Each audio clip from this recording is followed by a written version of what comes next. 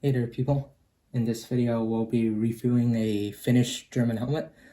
So let's get started. Right off the bat, you can see I bought not one, but two shells. Here's helmet number one. And here's helmet number two. I don't know if this is a good camera angle, but forgive me, I have a small table. I'll put this away. So, these two are Finnish helmets. They're extremely affordable. They only cost about 49, 48 bucks. So, story behind this. After the war, Germany still has the factory for these helmets.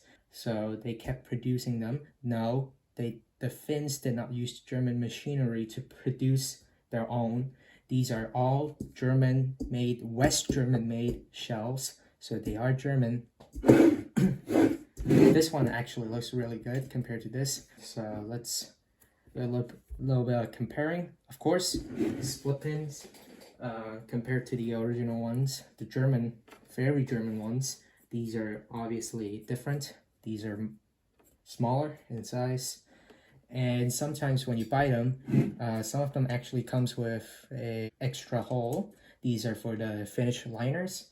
The liner varies. For example, this one has a leather liner, really nice hard leather. It has this ventilation system in there. This is some sort of leather. I don't know what kind of leather, but it is grayish green, I guess. They all vary in different sizes and stuff. So here we have a much better looking one. This one has a white liner. It has this type of chin strap, which you can see. This one is more greener than this one. Yeah, why am I buying these helmets when I can buy German helmets? Well, because I couldn't afford that many original German helmets.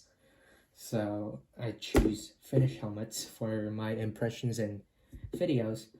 Of course, if I were you and I got this, of course I would use this one. But if you got this one instead, it's still usable. You just have to remove this extra hull by putting, I don't know, card putty or weld it and sand it down. It should work. The vent holes are a bit different. This one it's more flatter. This one's more sticking out. And why are these good for, German impressions and stuff? Well, because first of all, they are genuine German shells made on original machinery. So they're a lot better than replicas. And sometimes replicas don't produce large size. And with Finnish helmets, you can get up to 68 shell. Unfortunately, in the IMA website, they ran out of stock. So if you have a bigger head, 58 is the only size you could get. And I'll show you what I mean by converting these into German shells. This is also a Finnish helmet, but I converted it into a more German looking one. Of course, I put on the tricolor decal and removed it because the regulations,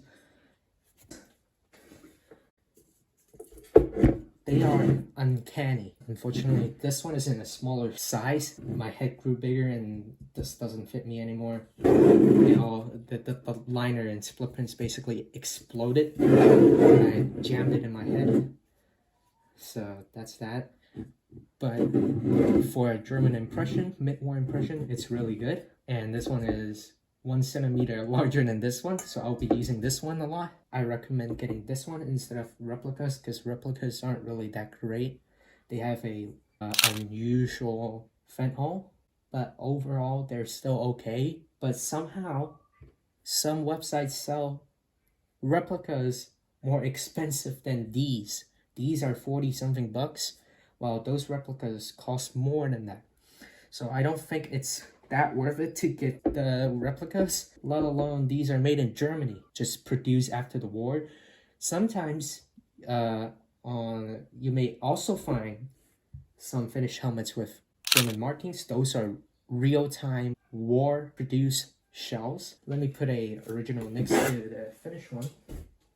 Here's a original one. This one is made by Quist. It's a 68 shell, obviously, because it's larger.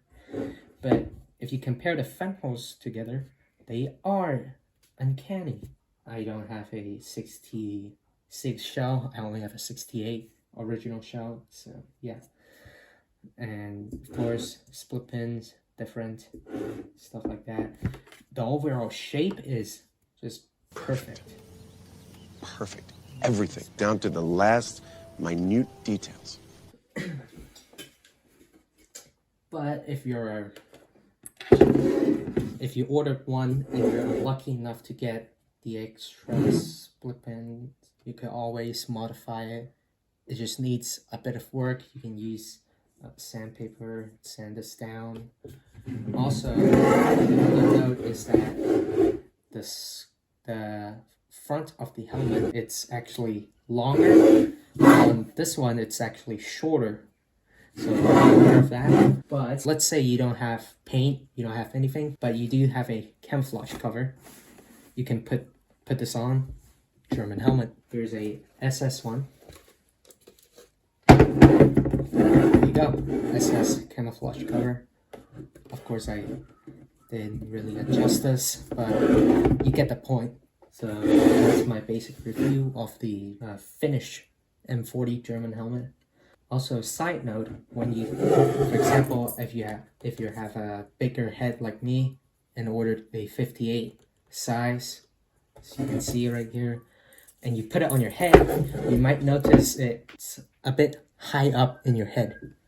No, it isn't because they got the wrong size. It isn't because you should have ordered a bigger size. It's because underneath the finish liner, they have this inside. This is, I guess, for comfort, I guess. Basically, they glue this between the leather and the liner band, like here. With just your hand, you can just easily rip it off. It'll just fit right in your head, no problem. So yeah, that's my review on the Finnish German helmet. If you like this video, please leave a like. If I have any misinformation or anything to add, be sure to let me know. And I'll see you guys in the next video. Cheers.